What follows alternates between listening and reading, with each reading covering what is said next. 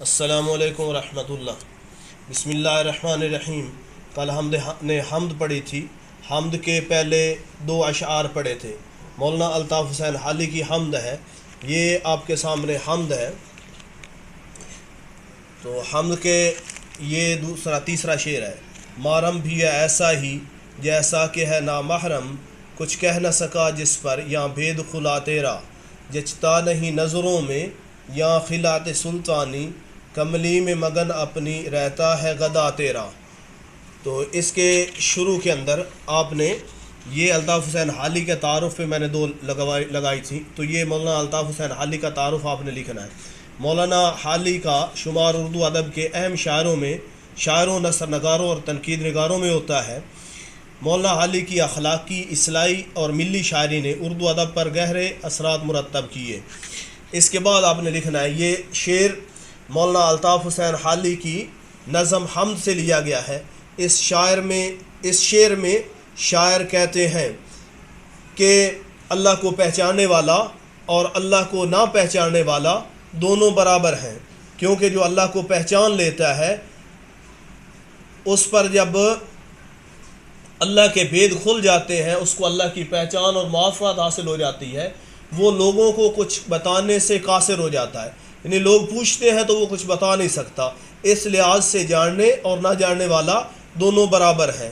تو یہ آپ اپنے خلاصے پر بھی دیکھ لیں، آپ کے پاس ہوگی ہیلپنگ بک، اس پہ یہ ہے، محرم بھی ہے ایسا ہی جیسا کہ ہے نامحرم، کچھ کہہ نہ سکا جس پر یا بید خلا تیرا۔ تو مفہوم، اللہ کو جاننے والا بھی ایسا ہی ہے جیسا کہ نہ جاننے والا، جس پر تیرا بید کھلا وہ بھی کچھ بیان کرنے سے قاصر ہے۔ تشریح، مولانا الطاف حسین حالی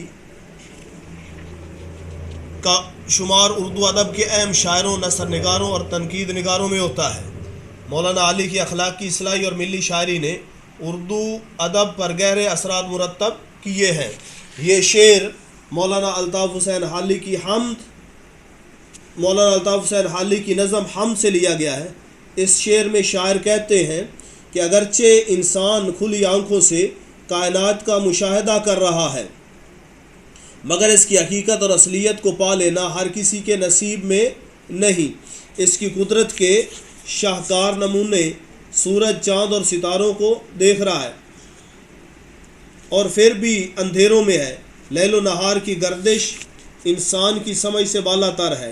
جب تک کہ اللہ تعالیٰ خود بصیرت کی آنکھ عطا نہ فرمائے، اس کے لیے پورا جہاں تاریک ہی تاریک رہے گا۔ انسان کو دل کا نور جب بھی نصیب ہوتا ہے جب وہ اپنے آپ کو مکمل طور پر اپنے خالق و مالک کے حوالے کر دے۔ جب انسان اللہ تعالیٰ کی مسلسل عبادت، ریاضت اور مجاہدے کرتا ہے تو ایک مقام ایسا آتا ہے کہ اس کو اللہ تعالیٰ کی کسی قدر معرفت حاصل ہو جاتی ہے، لیکن وہ اس کیفیت کو بیان کرنے سے قاصر ہوتا ہے۔ اس لیے حالی دعویٰ کر رہے ہیں کہ جس پر اللہ تعالیٰ کی حقیقت ظاہر ہو جاتی ہے وہ بھی اس کی شان کبریائی اور عظمت بیان کرنے سے قاصر رہتا ہے، کیونکہ عبادت، ریاضت سے قرب الہی تو نصیب ہو جاتا ہے، لیکن اس کائنات کے خالق و مالک کو مکمل طور پر سمجھنا اس کے بس کی بات نہیں ہوتی۔ بقول اکبر الہ آبادی، عقل میں جو گر گیا لا انتہا کیوں کر ہوا، عقل میں جو گر گیا لا انتہا کیوں کر ہوا، جو سمجھ میں آ گیا پھر وہ خدا کیوں کر ہوا۔ تو یہاں تک آپ نے اس کی تشریح کرنی ہے، یہ نیچے والا پیرا آپ چھوڑ دیں۔ اس سے اگلا شعر ہے، جچتا نہیں نظروں میں یا خلعت سلطانی، کملی میں مگن اپنی رہتا ہے گدا تیرا۔ جچتا نہیں نظروں میں یا خلعت سلطانی، کملی میں مگن اپنی رہتا ہے گدا تیرا۔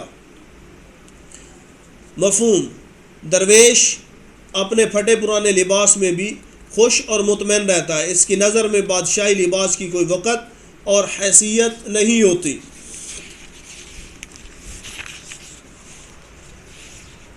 تشریح، مولانا الطاف حسین حالی، یہ ان کا دو لائنوں کے اندر آپ نے تعارف لکھنا ہے۔